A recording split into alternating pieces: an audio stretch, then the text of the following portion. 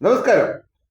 നമ്മൾ ഇന്ന് ചർച്ച ചെയ്യാൻ പോകുന്നത് ഒലീവിയ ഇഷ്യൂ ആണ്. ഒലീവിയ ഇഷ്യൂവിന്റെ 5ാം ഭാഗം. മുൻ വീഡിയോയിൽ ഞാൻ പറഞ്ഞിരുന്നു, വിവിധ രാഷ്ട്രീയ പാർട്ടികൾ മത്സരിച്ച് ഈ ഒലീവിയയെയും സിബി സ്റ്റീഫനെയും അവന്റെ ഭാര്യയെയും സഹായിക്കാൻ മുന്നോട്ട് വന്നിട്ടുണ്ട്. അതിൽ പല നേതാക്കന്മാരും അന്തിയുറങ്ങാൻ ഈ ഒലീവിയയുടെ അടച്ചുപൂട്ടിയ സെറ്റപ്പിനുള്ളിൽ രാത്രികൾ പങ്കുവച്ചിട്ടുണ്ട്. അതിന് പെൺകുട്ടികളെ ഒരുക്കി കൊടുക്കുന്നത് പുറത്തു നിന്നല്ല, ഇതിനുള്ളിൽ തന്നെ സെലക്റ്റീവായിട്ടുള്ള പെൺകുട്ടികളും അതിന് തയ്യാറായിട്ടുള്ളവരുണ്ട്. അങ്ങനെ ഒരു തരത്തിൽ പറഞ്ഞാൽ പക്ക കൂട്ടിക്കൊടുപ്പാണ് ഈ സിബി സ്റ്റീഫൻ നടത്തുന്നത്, അവന്റെ ഭാര്യയും നടത്തുന്നത്. അപ്പൊ നമ്മൾ അറിയണം, ഈ സിബി സ്റ്റീഫന് എങ്ങനെയാണ് ആ ഭാര്യ ഉണ്ടായതെന്ന്. ഇവന്റെ സ്വന്തം ഭാര്യയെ നാട് കടത്തി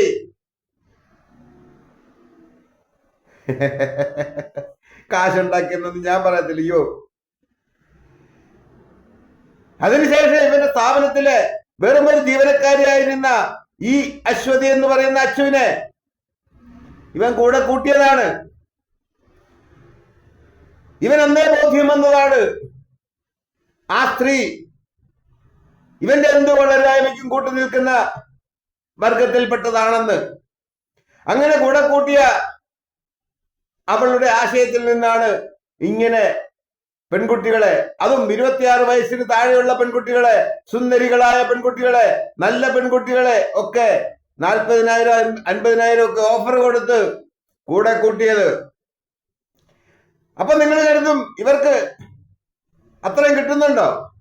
ഒരുപാട് യൂട്യൂബർമാര് പറഞ്ഞു കഴിഞ്ഞു, ഏകദേശം 50ഓളം യൂട്യൂബർമാർ പറഞ്ഞു കഴിഞ്ഞു ഇവന്റെ കഥകള്. ഇവൻ സമയാസമയങ്ങളിൽ ഇറക്കിയിട്ടുള്ള ഇൻഡാസുകള്, ഉത്തരവുകള്, കാലുപിടുത്തങ്ങള്, കരച്ചിലുകള് ഒക്കെ ഇവരെല്ലാം കണ്ടു കഴിഞ്ഞു. ഞാനൊരു കാര്യം ശ്രദ്ധിച്ചു, ഈ ഒലീവിയ വിഷയത്തില് സിബി സ്റ്റീഫനും അവന്റെ ഭാര്യയ്ക്കും പിന്നെ ഇവന് കൂട്ടിക്കൊടുക്കാൻ നിൽക്കുന്ന രാഷ്ട്രീയക്കാർക്കും എല്ലാം വന്നിട്ട് ഈ യൂട്യൂബർമാരെന്ന് പറഞ്ഞു കഴിഞ്ഞാൽ ഭയങ്കര പുണ്യമാണ്. അതെന്തുകൊണ്ടാണെന്ന് എനിക്കറിയില്ല. ഒരുപക്ഷെ നമ്മൾ യൂട്യൂബർമാർക്ക് ഇടയിലും ഒരുപാട് കൂട്ടിക്കൊടുക്കുകാരുണ്ട് എന്നതിന്റെ നേർരേഖയാണത്. അതായിക്കോട്ടെ, അതൊക്കെ സമൂഹത്തിന്റെ പരിച്ഛേദമാണ്. നാം എന്തായിരിക്കും എന്നുള്ളത് നമ്മുടെ സമൂഹം തെരഞ്ഞെടുത്തറിയിക്കേണ്ട വിഷയങ്ങളാണ്, ഇന്നല്ലെങ്കിൽ നാളെ. ഞാൻ മുനിസിപ്പൽ ചെയർമാൻ എന്ന് പറയുന്ന ലേഡിയെ വിളിച്ചപ്പോൾ ആ സ്ത്രീക്കും ഊറ്റുപുറന്മാരെന്ന് പറഞ്ഞ് ഭയങ്കര പുച്ഛം. രാഷ്ട്രീയക്കാരന്മാർക്ക്, ഈ കൂട്ടിക്കൊടുപ്പ് നടത്തുന്നവന്മാർക്കെല്ലാം തന്നെ പുച്ഛമാണ്. അത് കാലം തെളിയിക്കട്ടെ. യൂട്യൂബർമാര് ആരൊക്കെ എന്തൊക്കെയാണെന്നുള്ളത് പിന്നത്തെ കാര്യം, അതൊക്കെ കാലത്തിന് വിട്ടുകൊടുക്കുക.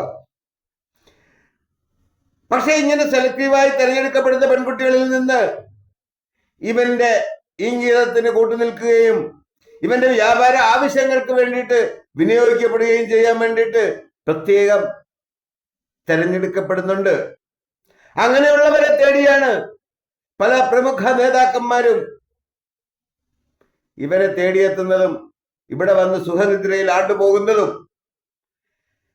ഒരു വലിയ നേതാവ് നിരന്തരമായി ഇവന്റെ ഭാര്യയെ വിളിക്കുന്നുണ്ട് എന്ന് അഭിമാനത്തോടെ പറയുന്ന ഈ ആണും പെണ്ണും കെട്ടവൻ, സാധാരണ നമ്മളുടെ മനുഷ്യഗണത്തിൽപ്പെട്ടവര് അവരുടെ ഭാര്യമാര് മറ്റുള്ളവരോടൊപ്പം സൊള്ളുന്നത് കണ്ടു കഴിഞ്ഞാൽ നല്ല തൊഴി കൊടുക്കും, ഇല്ലേ വെട്ടിക്കൊല്ലും. നാട്ടു നടപ്പ് ഇപ്പൊ അതൊക്കെയാ.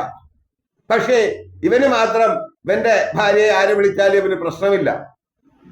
ആയിക്കോട്ടെ, അതൊക്കെ അവനവന്റെ സ്വന്തം ഇഷ്ടം. പക്ഷേ നാട്ടിലെ ചെറുപ്പക്കാരികളായ പെൺകുട്ടികളെ ഇത്തരം ആവശ്യങ്ങൾക്ക് വിനിയോഗിക്കുന്ന, വ്യാപാര ആവശ്യങ്ങൾക്കെന്ന് പറഞ്ഞ് വിനിയോഗിക്കുന്ന ഇവൻ മൂന്നാംകിട മാമയാണ്. ഇവന്റെ ഗർഭരോഗങ്ങളെ പറ്റിയിട്ട് ഒരുപാട് തെളിവുകൾ വന്നു കഴിഞ്ഞു. സഹായിക്കുന്ന നേതാക്കന്മാരുടെ തെളിവുകൾ വന്നു കഴിഞ്ഞു.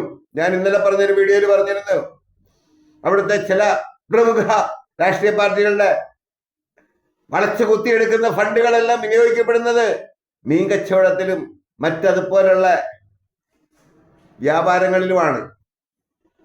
ആയിക്കോട്ടെ, ഞാൻ പണ്ട് ഏതോ വീഡിയോയിൽ പറഞ്ഞിട്ടുള്ളതാണ്, കേരളത്തിലെ എല്ലാ പ്രൗഢ രാഷ്ട്രീയക്കാരന്റെയും ഫണ്ട് വിനിയോഗിക്കപ്പെടുന്നത് കേരളത്തിന് പുറത്തും മറ്റ് സംസ്ഥാനങ്ങളിലും ഒക്കെ പോയാണെന്ന്. അതൊക്കെ നമ്മൾ മലയാളികളുടെ യോഗമാണ്. ഞാൻ പറഞ്ഞാലൊന്നും പരിഹരിക്കപ്പെടില്ല, പരിഹരിക്കപ്പെടണമെന്ന് നിങ്ങൾക്ക് താല്പര്യവുമില്ല. പക്ഷെ ഒന്നോർക്കണം, ഈ ഒലീവിയ എന്ന് പറയുന്ന ഈ മഫിയ സംഘത്തിൽ പ്രവർത്തിക്കാൻ പോകുന്ന ഈ പെൺകുട്ടികൾ, ഇനിയും പ്രവർത്തിക്കാൻ പോകുന്നവർ, ഇവരുടെയൊക്കെ ഒലിപ്പീര് കണ്ട് ജോലിക്ക് പോയാൽ ഞാൻ പറയും, കുഞ്ഞുങ്ങളെ, നിങ്ങളുടെ എല്ലാം ഭാവി പോക്കാണ്.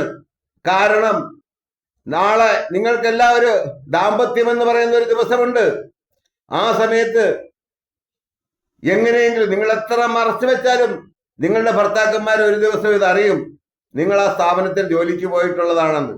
ഈ കഥകളെല്ലാം അറിയാവുന്ന ഇന്നത്തെ നാട്ടിലെ ചെറുപ്പക്കാര് നിങ്ങളെ വിവാഹം കഴിക്കാൻ അറയ്ക്കും.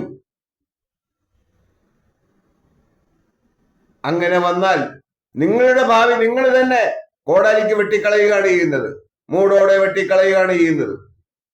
ഈ മഫിയ സംഘത്തിനെ പൂട്ടാൻ പോലീസിന് എന്തുകൊണ്ട് താല്പര്യമില്ല എന്നുള്ളത് ഞാൻ പറഞ്ഞു കഴിഞ്ഞു. പോലീസിലെ മേലേമാർക്ക് അവിടെ പോയി അന്തി ഉറങ്ങണം, അവരുടെ ഞരമ്പ് രോഗത്തിന് ശമനമുണ്ടാക്കണം. പിന്നെ രാഷ്ട്രീയക്കാരൻ, പ്രത്യേകിച്ച് CPM, CPI, കോൺഗ്രസിന്റെ പ്രമുഖ നേതാക്കന്മാര്, ഈ മൂന്ന് കൂട്ടരുമാണ് ഈ കൂട്ടിക്കൊടുപ്പിന് കൂടെ നിൽക്കുന്നതും വേണ്ട ഒത്താശകൾ ചെയ്തു കൊടുക്കുന്നതും ഒപ്പം തന്നെ രാത്രി അന്തി ഉറങ്ങാൻ ചെല്ലുന്നതും. അപ്പൊ പിന്നെ ആര് ചോദിക്കും?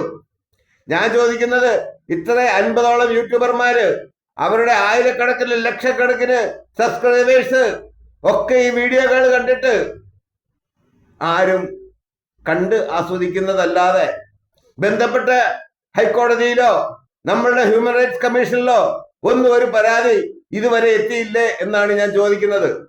പോലീസ് പറയുന്നു തെളിവ് വേണം. ഞാൻ പോലീസിനോട് പറയുന്നു, നിങ്ങൾക്ക് സംവിധാനമുണ്ട്, ഈ യൂട്യൂബർമാരൊക്കെ എന്തൊക്കെയാണ് പറയുന്നതെന്ന് അന്വേഷിക്കാൻ സംവിധാനമുണ്ട്. അത് അന്വേഷിച്ചാൽ ഈ നിഗൂഢ ലക്ഷ്യങ്ങൾ മുഴുവൻ പുറത്തു വരും. പക്ഷേ നിങ്ങൾ മനസ്സ് വെക്കുന്നില്ല. ഞാൻ പറയുന്നു, ഇതിന് വലിയ അങ്ങേയറ്റത്തെ ഏമാമാരൊന്നും വേണ്ട. ഒരു കോൺസ്റ്റബിളിനെ വെച്ച് അടൂരിൽ അന്വേഷണം നടത്തിയാൽ സർവ്വ കഥകളും പുറത്തു വരും. കഴിഞ്ഞ ദിവസം ഒരു വലിയ നേതാവ് ഒരു യൂട്യൂബിൽ ചാനലിൽ ഇരുന്നിട്ട് മെഴുകുന്നതിനിടയിൽ അയാൾ തന്നെ പ്രൂവ് ചെയ്ത് കഴിഞ്ഞു അയാൾ ചെയ്തിട്ടുള്ള കൊള്ളരുതായ്മകളും കൂട്ടിക്കൊടുപ്പുകളും എല്ലാം. ഇവന്റെ സ്ഥാപനം, ആ ബിൽഡിംഗ് 1 കോടി രൂപയ്ക്ക് വാങ്ങിയെടുക്കാൻ, പഴയ മുതലാളിയെ ഭീഷണിപ്പെടുത്താൻ ഈ പറയുന്ന CPM ഉം CIT യും ഒക്കെ ഒരുപാട് വിയർത്തതാണ്. അതിന്റെ ദല്ലാളെ വരെ ഞാൻ കണ്ടെത്തിയിട്ടുണ്ട്. ഞാൻ പേര് പറയുന്നില്ല, കാര്യം ഇത് വാങ്ങിക്കൊടുക്കുന്നതിന് ഒരു ദല്ലാളിന് അതൊരു വലിയ കുറ്റമൊന്നുമല്ല. അയാളെ സംബന്ധിച്ച് ആൾ വേറെ ഇത്തരം ദുഷ്പ്രവർത്തികളൊന്നും ചെയ്തിട്ടില്ലാത്ത വ്യക്തി ആയതുകൊണ്ട് ഞാൻ ആ പേരൊന്നും ഇവിടെ പരാമർശിക്കുന്നില്ല. അത് രഹസ്യമായിട്ട് തന്നെ ഇരിക്കട്ടെ. പക്ഷേ ആ കെട്ടിട ഉടമയിൽ നിന്ന് 1 കോടി രൂപയ്ക്ക് ഇത് വാങ്ങിക്കൊടുക്കാൻ കൂട്ടുനിന്ന രാഷ്ട്രീയക്കാരനെ ഞാൻ തന്നെ പുറത്തു പറയാം. വരട്ടെ, സമയമായില്ല. ഇനിയും ഉണ്ട് ഈ വിഷയത്തിൽ ഒരുപാട് വീഡിയോകൾ ഇനി പുറത്തു വരാനുണ്ട്, ഒരുപാട് ശബ്ദരേഖകൾ പുറത്തു വരാനുണ്ട്. ഇതൊക്കെ ഓരോന്നോരോന്നായി ഇട്ട് വരട്ടെ.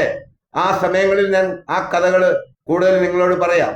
തൽക്കാലം ഈ വ്യഭിചാരശാലയ്ക്ക് പൂട്ടിടേണ്ടത് ഒരു സമൂഹത്തിന്റെ ആവശ്യമാണ്, സാമൂഹ്യ വിഷയമാണ്. യൂത്ത് കോൺഗ്രസിന്റെ ചില നേതാക്കന്മാര് പറഞ്ഞു, ഞങ്ങൾ നാട്ടിലെ സാമൂഹ്യ വിഷയങ്ങളിലെല്ലാം ഘോരഘോരം ഇടപെട്ടുകൊണ്ടിരിക്കുമ്പം ഇതൊരു അത്ര വലിയ വിഷയമൊന്നുമല്ല, 50ഓളം പെൺകുട്ടികൾക്ക് തൊഴിൽ കൊടുക്കുന്നതാണ്.